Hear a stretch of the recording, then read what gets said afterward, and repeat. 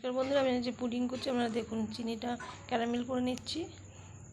Caramel করার পরে জল দিয়ে দেওয়ার পরে জলটা দিয়ে দিলাম। জলটা দিয়ে নাড়ছি। তারপরে দুধটা বসিয়ে দিয়েছি। দুধটা গরম হয়ে যাবে। ডিমটা ফাটিয়ে নিচ্ছি। ফাটিয়ে নিয়ে একটু ফাটিয়ে নিচ্ছি। একটু গুটিয়ে নিলাম। গুটিয়ে নিয়ে তারপরে চিনি দিয়ে দেবো। চিনিটা দিয়ে দিলাম। দিয়ে আবার একটু ফুটিয়ে নেব। ফুটিয়ে নিয়ে এখন দুধটা ঢেলে দেবো। দুধটা ঢেলে দিলাম।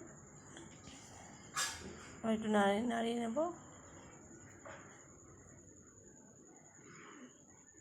এখানকার ক্যারামেলটা হয়ে গেছে। এখন বাটির মধ্যে দিয়ে দিলাম। দিয়ে একটুখানি নাড়িয়ে নিচ্ছি। বাটিটা নাড়িয়ে নিয়ে ভ্যানিলা এসেন্স দিয়ে 1 চামচ আবার একটু ফুটিয়ে নিলাম। ফুটিয়ে নিয়ে এখন ছেঁকে বাটির মধ্যে বসিয়ে দেবো।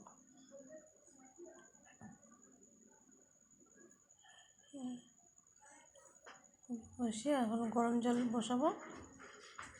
ওর মধ্যে বাটি বসিয়ে তারপরে বসিয়ে দেবো। বসিয়ে দিয়ে ঢেকে দেবো।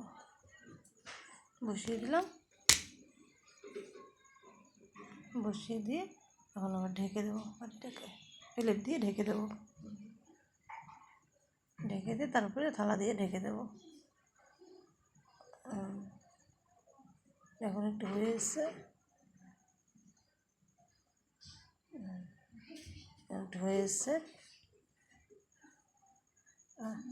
হয়ে গেছে। এখন পুডিংটা আপনারা করে